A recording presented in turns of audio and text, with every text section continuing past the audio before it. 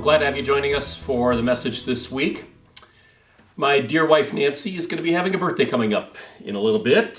She'll be turning 40 again this year. And when our family was together last week out in California for a few days, we had an early 40th birthday supper for her. And one of the gifts that she received was from our daughter Diana, who has decided that for Nancy's 40th birthday, she's going to be taking us to Alaska next year, something that we're looking forward to. For Diana and me, it'll be the 49th state that we will have had the opportunity to visit. Nancy's on 47. She's got a couple in the Southwest that eventually we're going to get to visit. I'm excited about it because I love to get to go to new places. I'm also excited about it because I'm pretty sure that when I turn 40 years old, sometime next year, I'm fully anticipating that her gift to me will be a fully expenses trip paid for a year-long vacation out to the 50th state, and that would be Hawaii. That's a fair assumption to make, don't you think? So this week I started looking at cruise ships because I like to think ahead and plan ahead and anticipate vacations. Found out probably won't be taking a cruise ship. There's a little bit of extra expense involved in that. But if we did plan to take a cruise, can you think with me about the attitudes, the emotions, the expectations that I would have, that Nancy would have as we would be boarding that cruise ship someday? Like trip of a lifetime and amazing scenery and fantastic accommodations and great meals and comfortable beds. Now imagine how we would react if we planned to go on a cruise, but at the last moment we found out the trip was overbooked, the ship was going to be too full, and instead they were going to take us to Anchorage in a cramped Navy submarine. We would walk into our sleeping quarters and we would think, this isn't what the brochure looked like at all. And we'd come back and people would say, how was your trip? And we would say, did not meet our expectations. Expectations are so crucial in so many areas of life. Expectations for our homes, expectations for our jobs, relationships, vacations, expectations for our faith. And that's why I'll research Alaska like crazy in this coming year, and it's also why mothers read the book What to Expect When You're Expecting when they are in their first pregnancy. And it is also why a knowledge of what following Jesus encompasses, that knowledge helps us maintain accurate expectations for our faith. And it helps us avoid unrealistic assumptions that can devastate people when they don't come to pass. Today we're returning to the book of 1 Peter again. We are in chapter 4. I think this is the second to the last message from this letter. We're going to look at chapter 4 this week and look at chapter 5 next week. And because as I've said before, Peter has this habit in his writing of addressing a subject and then moving on to something else and then circling around and addressing that subject again. In fact, if you looked up the word suffering, which appears again now in chapter 4, you will find that it is mentioned in all 5 chapters that Peter writes. 18 different times he uses a version of the word suffering. So it is a common theme that keeps surfacing, and because it surfaces again in chapter 4 with a little bit of redundancy to it, we're not going to spend as long in chapter 4 as we have in some of the previous chapters. But this is how, as I looked at this chapter, there were some encouraging thoughts that I wanted to share with you today, and we'll begin right at verse 1, okay, where Peter starts this chapter by saying, therefore, since Christ suffered in his body, arm yourselves also with the same attitude that Jesus Christ had, okay? A humble approach to life, even when authorities were making unfair demands on Jesus or treating him unfairly. The word for arm yourselves literally means to strap on your weapon. It does not mean that we wage war against anti-church people during our days. It didn't mean that for Peter's readers. Doesn't mean that for us. Doesn't mean that we are supposed to wage war against political opponents, okay? They are not our enemies. Peter will make it clear in chapter 5 that behind anybody who opposes us, the ultimate enemy is the devil himself. Okay? But Peter is using clear military language here. All right? Did you know that of all the metaphors that are used throughout the New Testament that speak to us about the life of faith, by far the majority of those metaphors are related to the military?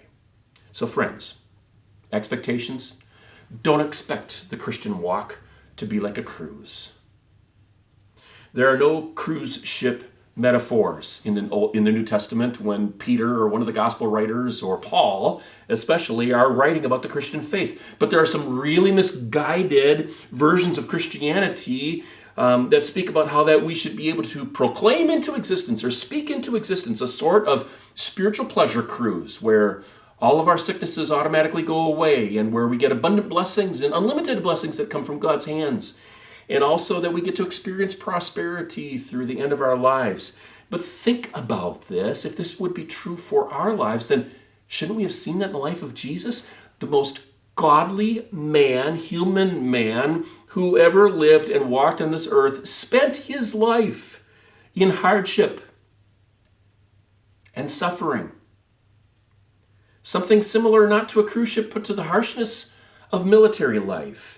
His life on this earth aligns with life on a battleship, not on a cruise ship. We find ourselves side by side with Jesus in the mess tent, not at the buffet line. At least not yet. That day is coming. So, expect that our faith journey will be like a spiritual battle, Peter is saying, and expect that others will be surprised or perhaps confused when our lives don't focus on or revolve around short-term pleasures like their lives do. Many of Peter's readers had a lifestyle that was characterized in the past by drunkenness and by sexual promiscuity. That surfaces in verse 3, where he writes, "For you have spent enough time in the past doing what pagans choose to do." He could add the phrase, what pagans choose to do on spring break, okay? Living in debauchery, lust, drunkenness, orgies, carousing, and detestable idolatry. To so many people in Peter's day, to people in our day, that way of living seems great, and it looks fun, and it feels like it is life at its fullest. But Christ followers walk away from that type of living. Peter is saying that they have wasted enough of their lives pursuing things that don't just not matter, but they are things that damage what God intends our lives to look like. Every Christ follower needs to arrive at the point where we no longer pursue what we once pursued in ignorance. And whether that is simple childhood selfishness and disobedience, or whether it is adolescent indulgence, or whether it is throughout an adulthood that focuses on what we can gain financially or materially or prestige or pleasure. We all need to walk away from what we once pursued in arrogance. And when we do, well, it's going to surprise the world around us. He says this in verse 4. They think it's strange, these pagans that focus on drunkenness and living out sexually, they think it's strange that you do not plunge with them, you don't dive with them into the same flood of dissipation or wanton living, okay? And they heap abuse on you, is what Peter says. You know, looking back at my high school years, I wasn't part of the in crowd. I didn't have a wide spectrum of friends during those years. I was very involved in our church and in our youth group, but not really all that much in high school. And so I didn't get a lot of invitations to those Friday night parties or the Saturday night gatherings or going out to drink after we got done with our shift at the grocery store. But the few close high school friends that I did have, on the few occasions when they did invite me along, they couldn't make sense of why I would say no to them. Peter is saying here that the confusion that they have, that is coupled with abuse, all right? The word actually is blasphemy. It's speaking evil of good living, okay? Peter's saying here that the confusion that they have, the abuse that they have, or the mockery that they will bring to us, it will not last forever. Every alcohol abuser will eventually see the error of their ways, if not in this life, then in the next life. Every person who has violated others and themselves with sexual unfaithfulness will one day see the damage that they have caused. Every person who has wreaked mayhem in this world will eventually have a day of reckoning as well. So here's another related truth that comes out of this, and that is this. Pay closest attention to the long-term expectations. Pay closest attention to the expectations that we have coming to us, not in the short term, but in the long term. Verse 5 and verse 6. Peter says, but these pagans that focus on all these things, they will have to give account to him who is ready to judge the living and the dead. For this is the reason the gospel was preached even to those who are now dead, so that they might be judged according to men in regard to the body, but live according to God in regard to the spirit. You know, I wish that God's love alone would be enough to draw all people to himself. But many resist his love and the expressions of his love throughout their lives. And so the fact that Peter speaks about judgment in these verses and elsewhere, and that Jesus also spoke about judgment, as Paul did, it shows that judgment can and should be a deterrent to us, a warning for us to follow Jesus well. Expecting that we'll eventually be giving an account for how we live helps us live in alignment with God's expectations for us. So Peter's message in these verses, these first 6 verses here, is pretty clear. Don't risk judgment. The long-term consequences are not worth it. Suffering for Christ, suffering by living well, will reap generous rewards for us. Not necessarily now, but in the long run. And then after verse 6, he segues into a different section that starts with this phrase. The end of all things is near, therefore. Meaning, when he says the end of all things, yes, he's talking about the end times. He's talking about the last days here. The New Testament has a fairly consistent message that from the time of the ascension of Jesus, when he went up to heaven after his resurrection, okay, from that time up until the present day, these are the last days. There's people that ask, are we in the end times? According to Jesus, yes, we've been in the end times since he ascended into heaven, okay? So Peter's saying in these verses, the end of all things is near, the end times are here, we're in them, the last days are among us. Therefore is the next word that comes out of his pen, okay? Meaning, quite simply, that there is nothing else that we are waiting for. Jesus may come back today.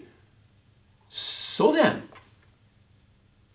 So I mentioned that we spent, it was just 3-4 very brief days in this trip out to California where Diana was getting a master's degree. And when we came back last Saturday evening, on a return flight from Los Angeles, as we were landing in the Twin Cities, just before we touched down, I noticed that the plane was going down quite fast, and there might have been some crosswinds that were taking place during that time. And I looked at Nancy, and the window was over here, and I said, we're coming down really fast.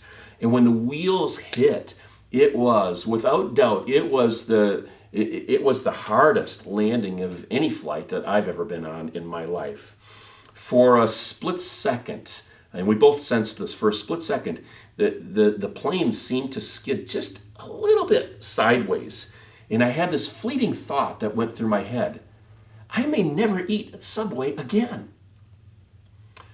Actually, I didn't think that. What I did think was, are we going to be a statistic in a few seconds? That was like the quick thought that went through my head. Now, some people say that their whole life passes before them in times like that. But for me, there wasn't near enough time for that. I'm not sure if there ever really is for anybody in an immediate emergency situation like that has danger attached to it and all. But for me, it was just this odd sense of like alertness about this isn't going to end badly, is it? If I would have had more time to think, which I've done in the week afterwards, particularly as I was writing this message, okay, then my thoughts would migrate towards something along the lines of, with the end maybe near, am I comfortable in how I've lived and how I've invested my life? Does it align well with God's hopes? Does it align well with God's expectations? does your life? Peter says, knowing that we are perhaps just a short time away from the end of all things, therefore, here's some expectations that God has of you. So we've talked about expectations that we need to have, focusing on judgment, okay?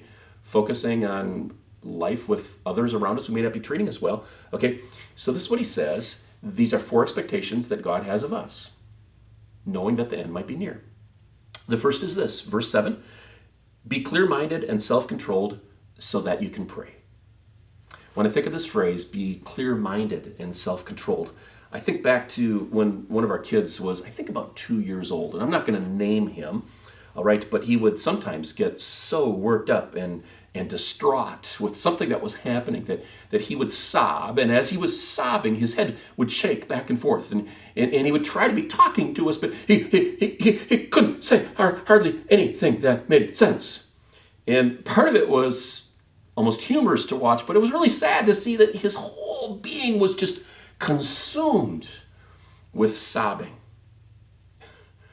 Not thinking clearly, not being able to communicate clearly, definitely not self-controlled. And as I thought about that and looking at this verse this week, I thought, this is kind of almost an image of my prayer life sometimes, and perhaps yours as well. So something happens in our lives that really shakes us to our core, and we lose our balance spiritually. Maybe we get overwhelmed.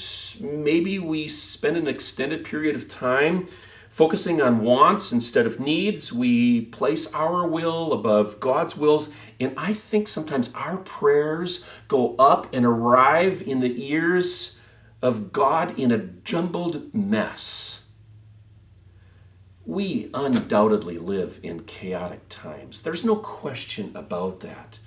But friends, we cannot let the crises of our days dilute or distort the prayers that we offer to God. What are his expectations of us? That we're able to rise above the noise and the chaos of life around us, so that we see and we think clearly and we live self-controlled lives. And it's out of that our prayers arise and arrive into God's ears. A second expectation that he has for us comes in the next verse, in verse 8. Above all, love each other deeply, because love covers over a multitude of sins. Years ago, a respected Bible teacher that I sat under suggested that cover over here means that love absorbs evil, love absorbs scorn and hatred. And here's what I've observed this past year as I took the time to reflect on this past week. Love is harder for me when I'm living in the midst of uncertainty and chaos. And when things aren't going well. Not just things aren't going well for me, but things aren't going well around me. Love is harder. The natural emotions that I have of love and empathy and compassion and concern for others, they don't come as naturally to me. They probably don't come as naturally to you when everything around us is toxic. So, when that's true, we don't absorb the scorn of others as easily.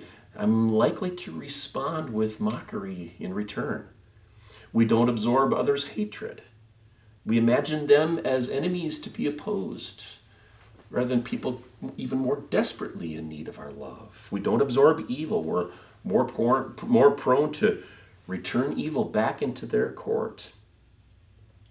About a week ago, I was getting one of our lawnmowers ready for the summer, and while I was working with it, I spilled a mixture of gas and oil on my driveway, and I didn't pay attention that I should have addressed it right away, nor did I see how big the stain was going to become. And so it took me a while to get some oil eater cleaner on it, and that's an amazing product, okay? And the cleaner seems to absorb the toxic oil and the toxic gas, but because I had let some of them dry, it took quite a bit of scrubbing for me to get much of it off, and there's still a little bit of work that needs to be done with it. And when I saw how it dried, that obviously there's still a stain that's there. Friends, we are dealing with a whole lot more toxicity in our culture than we have had in a long time. And our ability, like that oil eater cleaner, our ability to absorb up the toxicity, to absorb it through loving others, it has gotten challenging. It is taking more work for us to do that well. And if we don't pay attention to our need to grow deeper into the love of God and allow His love to soak up into our spirits and totally saturate our spirits, that we have a surplus, we have an extra margin of love to share with others, we will allow the toxicity of the world to actually seep into our hearts and leave a residue of toxins there. We can't afford to do that. The world around us can't afford for Christians to fall into the same path of hatred and insults and anger. It's not going to serve us well. Peter makes it very clear in these verses. In the church, we need to major, he says, above all. That means more than anything else, we need to major on love for each other, deep love.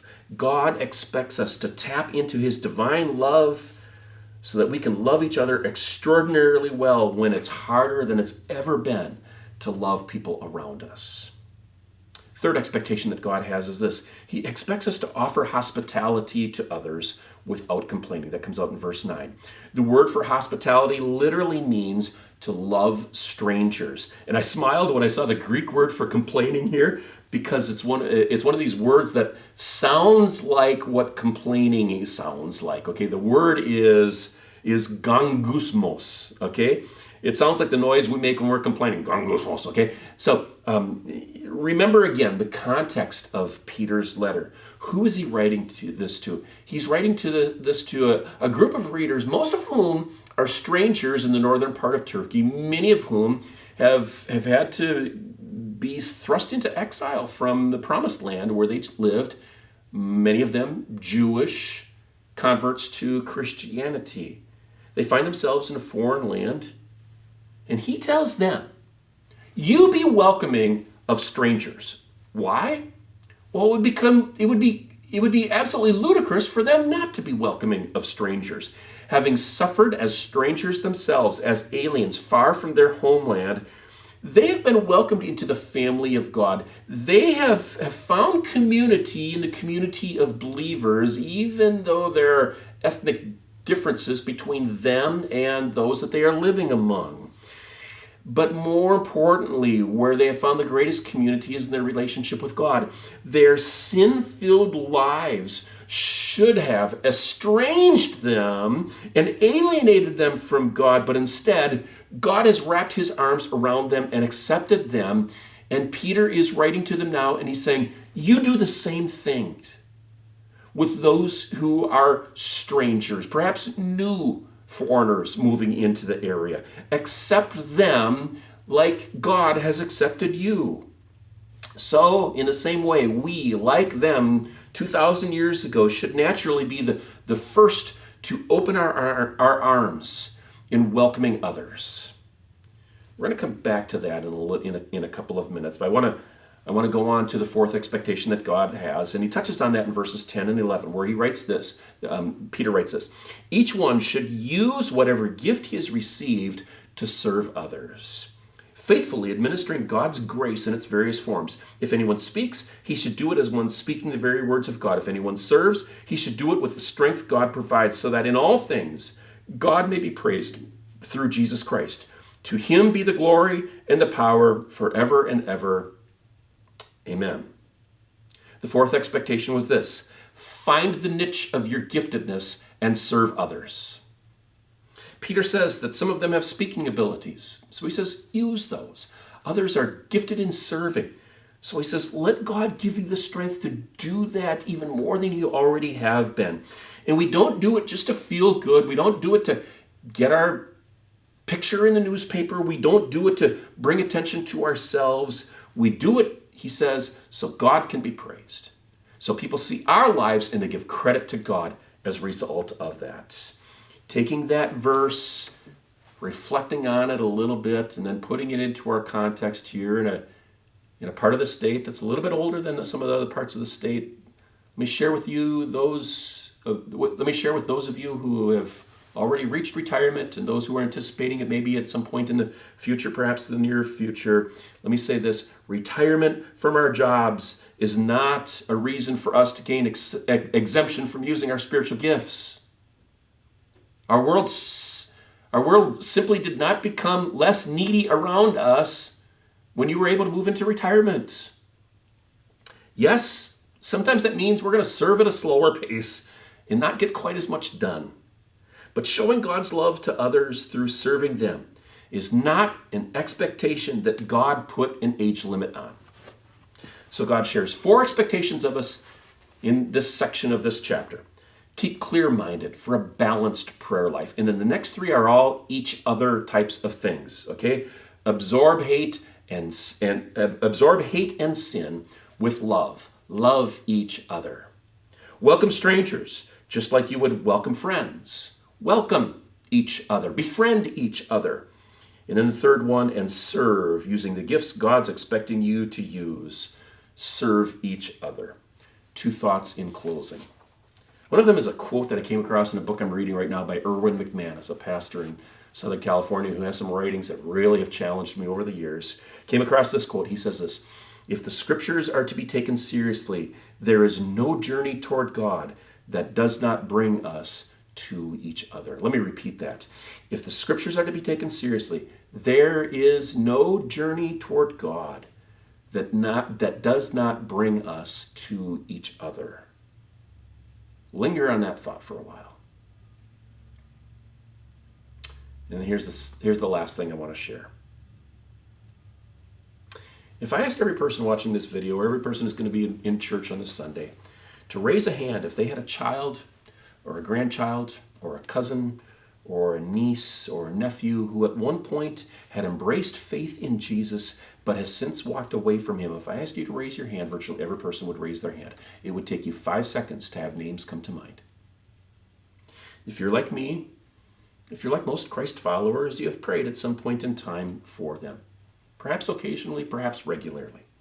I have prayed by name for 5 of my nieces and nephews, 5 of my cousins and their kids, probably more than 1,000 times over the years, and I will not stop, asking God to nudge them back to himself. And those prayers encompass, what's attached to those prayers encompass the hope that one day they would reconsider church as a place to take steps of faith in Christ, like we want everybody in our church to do.